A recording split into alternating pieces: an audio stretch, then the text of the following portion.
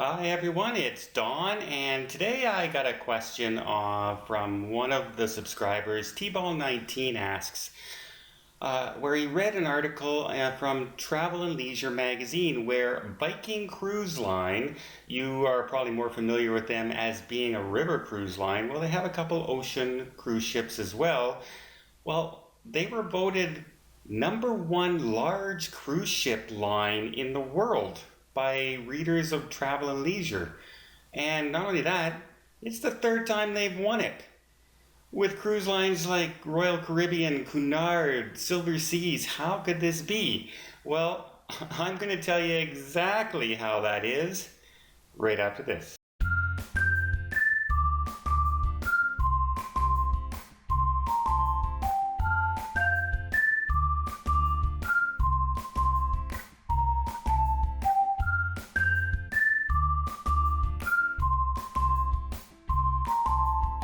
Right off the bat, the first thing you have to do is you have to look at how they categorize their different ships. So let's take a quick look at that.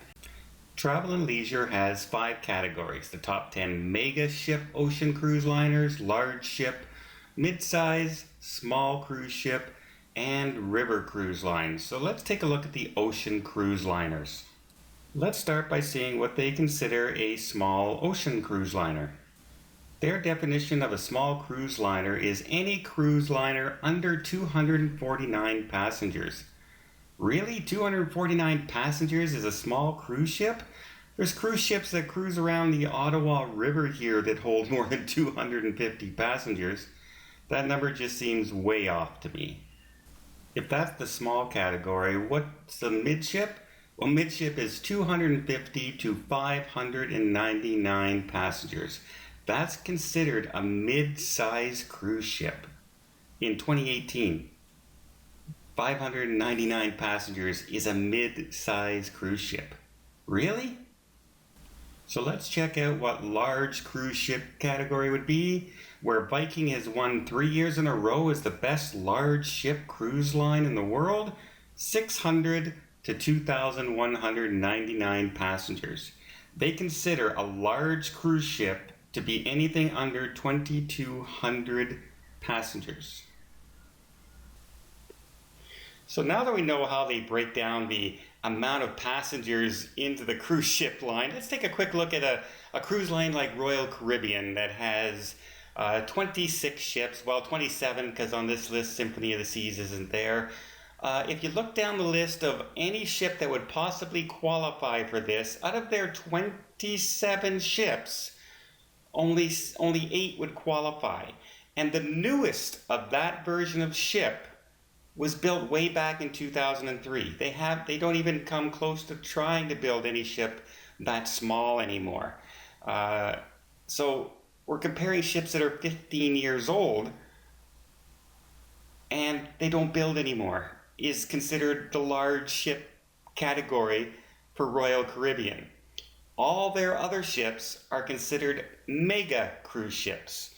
From the cruise ships that start at 22,050 passengers, all the way up to the ones that hold 6,000 passengers, are all lumped into the mega cruise ship category, which is just kind of really strange in 2018.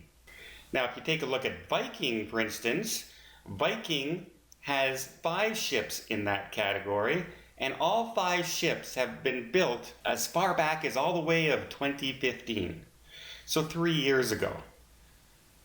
So we're comparing cruise lines that have ships that were built 15 and 16 and 20 and 23 years ago to cruise ships that were built 3 years ago or newer.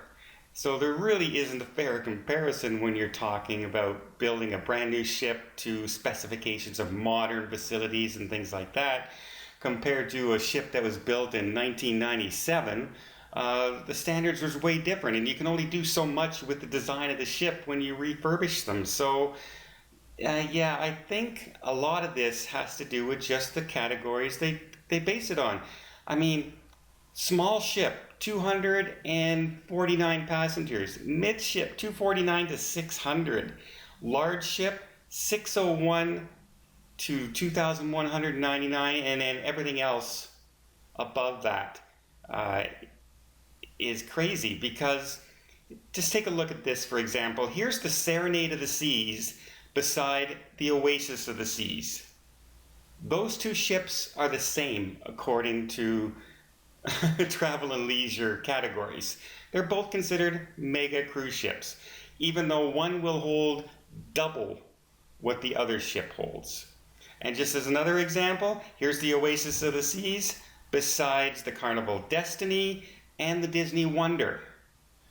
All three, again, are in the same category. Do you really consider those other ships mega super ships compared to the Oasis class and the Quantum class ships of Royal Caribbean and some of the brand new ships that P&O is bringing out and Princess's large ships, Norwegian's new ships? No, sorry. Travel and leisure, I think you have to start changing your categories and changing your lineup a little bit.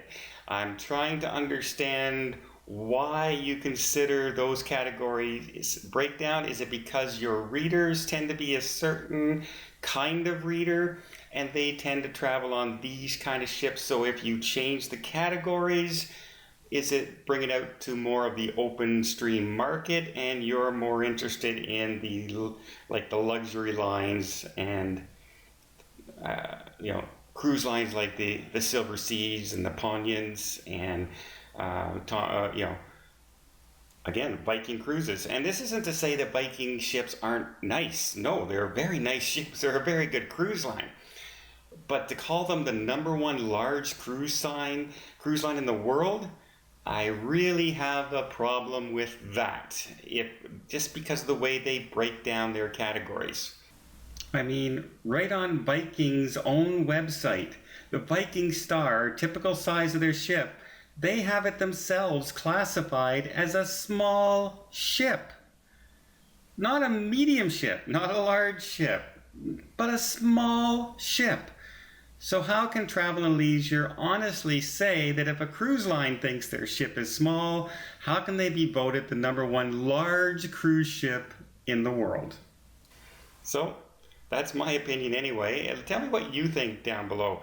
Do you think a large cruise ship is between 600 and 2199 passengers? Is that really a large cruise ship in 2018?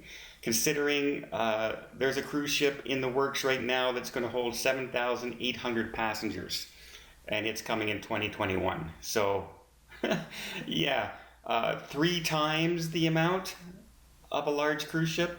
Come on, guys, get with the modern times and update that Travel and Leisure. I think it's time somebody checked your numbers a little bit. Hope you liked the video. If you did, please give it a thumbs up. You want to see more tips, more tricks, and more travel vlogs from around the world, please hit that subscribe button. Until next time, have yourself a safe and a great vacation.